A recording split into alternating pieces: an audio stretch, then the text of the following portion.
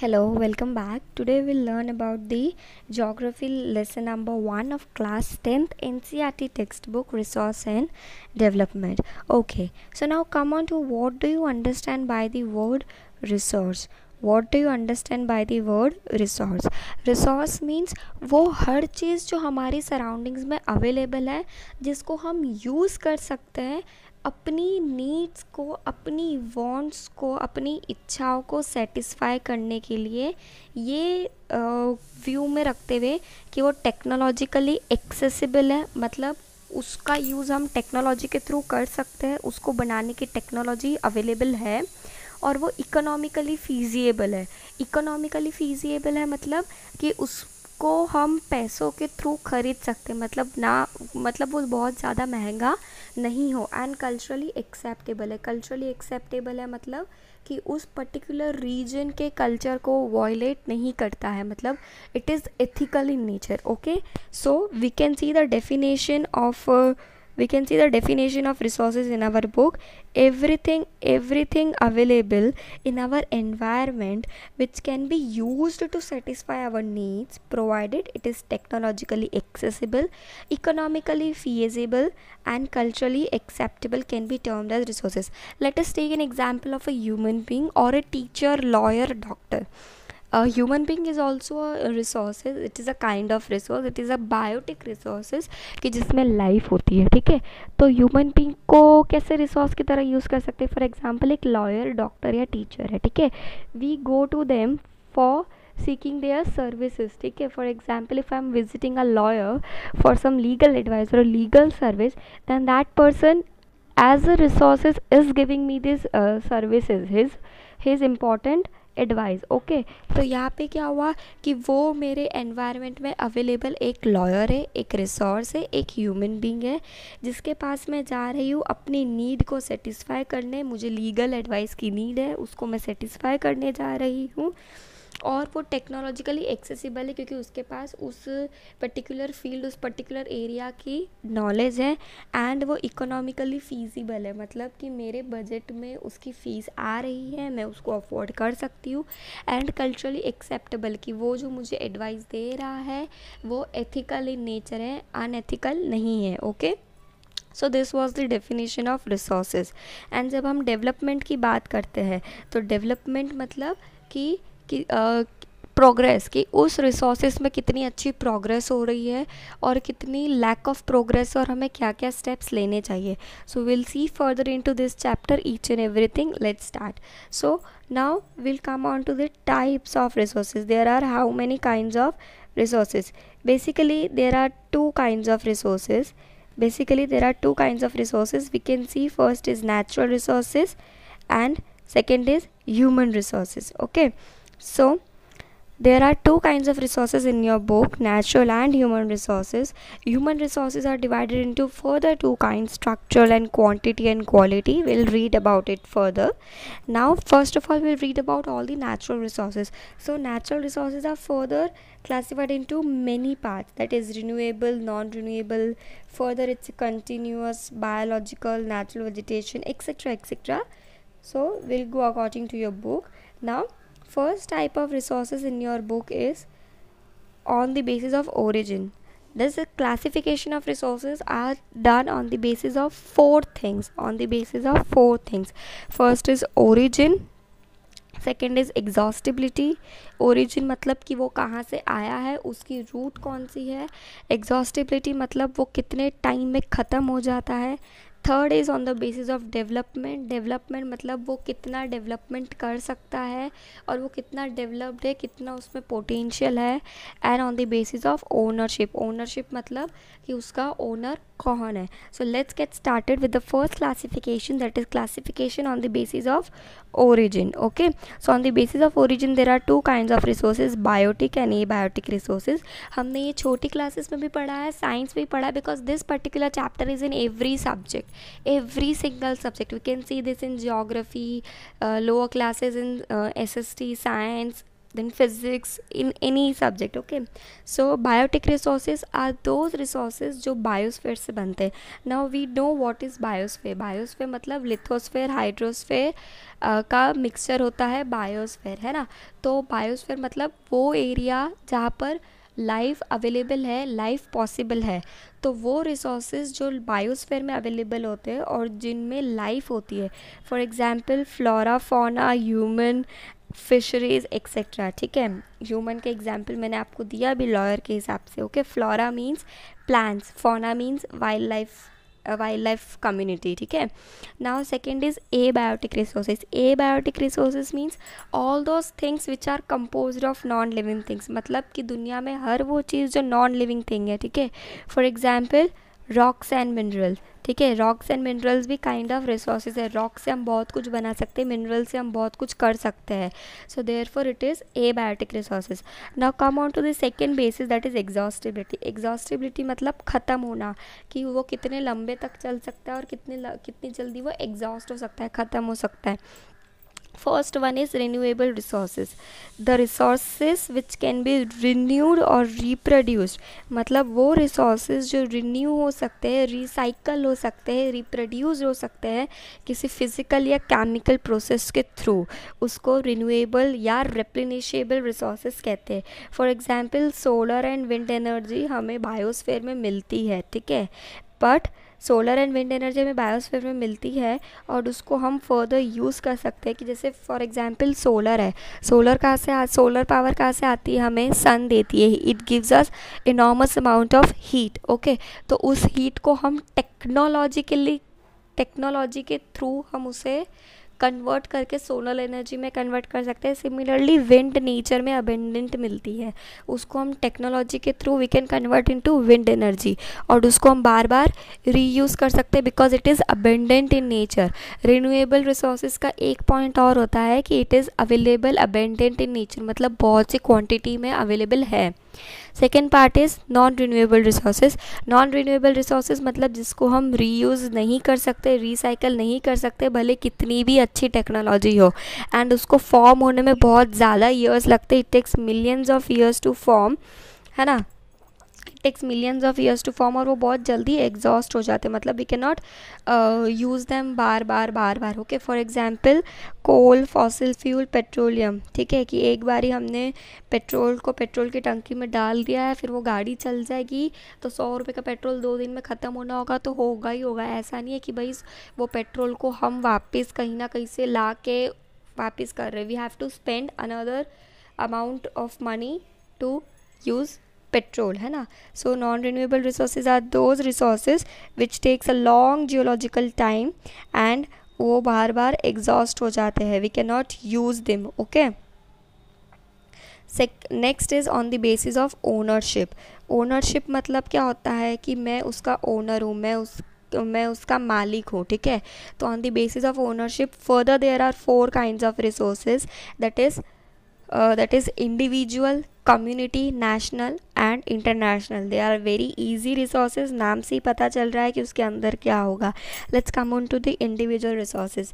These are also owned by privately by individuals. Individual resources मतलब but obvious नाम से पता चल रहा है कि किसी एक बंदे का अकेला रिसोर्स है. ठीक है, फॉर एग्जाम्पल घर, गाड़ी, बंगला, मोबाइल एक्सेट्रा. ठीक है, many farmers own land which is allotted to them by the government against payment of the revenues.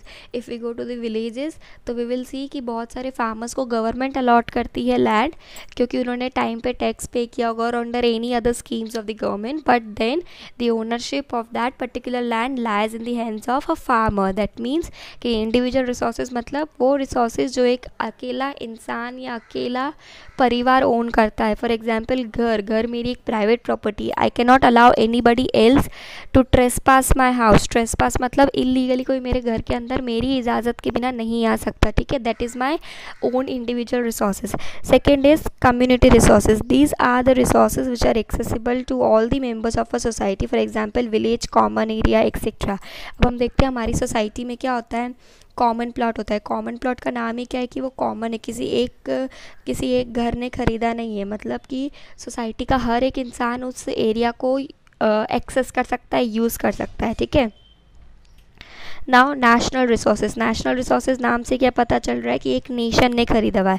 So national resources मतलब which are within the political and oceanic area. Political area मतलब कि वो India की government के अंदर लाए करता है, ठीक है, वो ओन करती है. ओशियनिक एरिया मतलब कि ओशन की जो बाउंड्रीज है उसके आजू बाजू 12 nautical miles that is 22.2 kilometres तक एक पर्टिकुलर नेशन को बिलोंग करता है.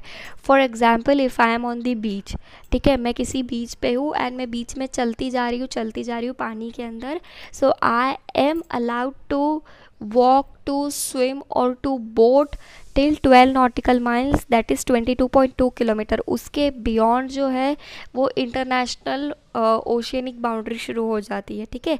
यस, हमारे इंडिया के पास इंटरनेशनल ओशियनिक बाउंड्री की भी कुछ कुछ जगह पे परमिशन है, but in all the countries or our own country cannot go beyond 12 nautical miles in an ocean or in an sea which is at the boundary of our country. मतलब वही तक का आपका नेशनल रिसोर्सेज कहलाता है, उसके beyond नहीं कहलाता है. तो नेशनल रिसोर्सेज के एग्जांपल्स क्या क्या हो गए? Train, lakes, road etcetera. वो हर चीज़ जो गवर्नमेंट ओन करती है या जो भी जोग्राफिकल या टेरिटोरियल बाउंड्री में आती है इंडिया के, ठीक है. नाउ इंटरनेशनल रिसोर्सेज नाम से क्या पता चलता है कि बाहर किसी ने ख़रीदा हो, बट किसी एक कंट्री ने नहीं ख़रीदा हो, किसी एक बॉडी ने ख़रीदा हो. Which are regulated by international organisations. For example WHO that is world health organisation, international monetary fund IMF. These are international organisation जो किसी एक कंट्री ने नहीं खरीदा है. Yes, several countries are members. They members can be permanent और temporary members, but several countries are member and those countries are not the owner of that resources of that international body, ठीक है. the body is an apex body, ठीक है, which runs or which is governed by every member country accordingly and unitedly. So international resources are those resources which are regulated by international organization. This resources does not belong to one individual country. For example moon, ocean और Mars, ये सब हो गया कि ठीक है. अब America ये नहीं बोल सकता कि चांद पे सबसे पहले हम गए थे तो चांद हमारा हो गया. नो, ठीक है. तो वो एक इंटरनेशनल रिसोर्सेज है, मतलब हर एक देश का उस पर हक है उस पर रिसर्च करने का या उस पर कुछ भी करने का, ठीक है. Fourth and the last basis of classification of resources is basis of development. इसके अंदर ही 4 तरह के आते हैं: potential, developed, stock, revenue. Let's get started with the potential resources. Potential resources नाम से क्या पता चल रहा है कि किसी चीज़ की क्षमता. पोटेंशियल मतलब क्षमता होना. तो resources which are found in a region, वो ऐसे रिसोर्सेज जो एक रीजन में फाउंड होते हैं जिसके अंदर पोटेंशियल है, क्षमता है, कैलिबर है किसी ह्यूमन की नीड्स को सेटिस्फाई करने का, बट उसका यूटिलाइजेशन अब तक पॉसिबल नहीं हो पाया क्योंकि टेक्नोलॉजी एक्सपेंसिव है. Please listen it very carefully. The resources which are found in a region that have potential, that have caliber to satisfy human needs, but उनका यूटिलाइजेशन पूरा नहीं हो पाया है जस्ट बिकॉज की टेक्नोलॉजी बहुत एक्सपेंसिव है. For example Gujarat and Rajasthan में हवा बहुत है, विंड बहुत है एंड सोलर हीट बहुत है, बट हम पूरे ही गुजरात एंड राजस्थान में सोलर पैनल्स या विंड मिल्स नहीं लगा सकते just because solar panels are very expensive, ठीक है. So solar and wind energy come into potential resources. Second is developed resources. नाम से क्या पता चल रहा है कि वो ऑलरेडी डेवलप्ड हो चुके हैं, ठीक है. मतलब वो रिसोर्सेज जिनका ऑलरेडी उनकी क्वालिटी और क्वांटिटी के बारे में सर्वे हो चुका है और वो यूटिलाइजेशन के अंडर है, हम उसको यूटिलाइज कर रहे हैं, ठीक है. Third is stock resources. Stock नाम से क्या पता चल रहा है कि स्टॉक मेंटेन हुआ है, ठीक है. नाम से क्या पता चल रहा है? स्टॉक मेंटेन किया गया है. स्टॉक मेंटेन करना मतलब किसी चीज़ को इकट्ठा करके रखना. तो stock resources are those resources जो एनवायरनमेंट में अवेलेबल है और उनके अंदर पोटेंशियल है ह्यूमन की नीड्स को सेटिस्फाई करने का, बट वहाँ पे कोई टेक्नोलॉजी एक्सेस नहीं है. ध्यान से अगर आपने सुना हो तो potential resources and stock resources की कुछ लाइन सिमिलर है. पोटेंशियल रिसोर्सेज का क्या कहना है कि रिसोर्सेज अवेलेबल है, उसमें पोटेंशियल है ह्यूमन की नीड्स को सेटिस्फाई करने के लिए, बट हमारे पास टेक्नोलॉजी के इतना पैसा नहीं है, because technology is expensive. And stock resources में क्या है, पोटेंशियल भी है सेटिस्फाई करने का ह्यूमन नीड्स, बट टेक्नोलॉजी नहीं है। For example, extracting oxygen and hydrogen from water. Water में 2 हाइड्रोजन के मॉलिक्यूल्स होते हैं, 1 ऑक्सीजन का मॉलिक्यूल होता है, पर हमारे पास इतनी अच्छी टेक्नोलॉजी नहीं है कि हम वाटर में से ऑक्सीजन और हाइड्रोजन को अलग अलग करके यूज़ कर सकें।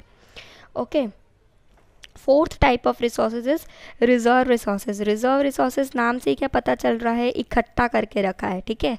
सो the resources which can be utilize with the help of existing technology but are kept for future requirements. मतलब वो रिसोर्सेज जिनको हम अभी यूटिलाइज कर सकते हैं टेक्नोलॉजी अवेलेबिलिटी के कारण, बट हमने उसको फ्यूचर के यूज़ के लिए रखा हुआ है, उसको कहते हैं रिजर्व रिसोर्सेज। इकट्ठा करके रिजर्व करके रखा है आने वाले टाइम में काम करने के लिए। फॉर एग्जाम्पल, जैसे हम पैसा रिजर्व करके रखते कि मुश्किल के टाइम में काम आ गया, etcetera etcetera. Okay, so this were all about the classification of resources. Now come on to the sustainable development point. What do understand by sustainable development? Lower classes में पढ़ चुके हैं हम सस्टेनेबल डेवलपमेंट। सस्टेनेबल डेवलपमेंट मतलब वो development कि हम जो अभी रिसोर्सेज यूज़ कर रहे हैं, हमें उनको इतना जुडिशली, उनको इतना समझदारी से वाइजली काम लेना है कि हमारे आने वाली फ्यूचर जनरेशन भी उस रिसोर्सेज को अच्छी तरह से यूज़ कर सके। जैसे कि वाटर है, वाटर हम अभी इतने अच्छे से यूज़ नहीं कर रहे, बहुत वेस्ट कर रहे हैं, तो हमारी आने वाली जनरेशन को वाटर मिल ही नहीं पाएगा। सो sustainable development means such a development should take place without damaging the environment, and development in the present should not compromise with the needs of future generation। मतलब ऐसे resources को use करो, ऐसे development करो entire world में कि resources ज़्यादा exhaust भी ना हो और हमें भी हमारी इच्छाएं, हमारी needs satisfy हो जाए, but we should not compromise the needs of future generations। ऐसे यूज़ करना है कि future generations को भी उन resources का लाभ मिल सके। So this was all about part 1 of this chapter, that was all about resources, classification of resources. In the next video we learn about resource planning, land degradation and types of soil and related issues. Okay, so I hope you enjoyed this video. If you have any doubts, please comment below. Thank you for watching.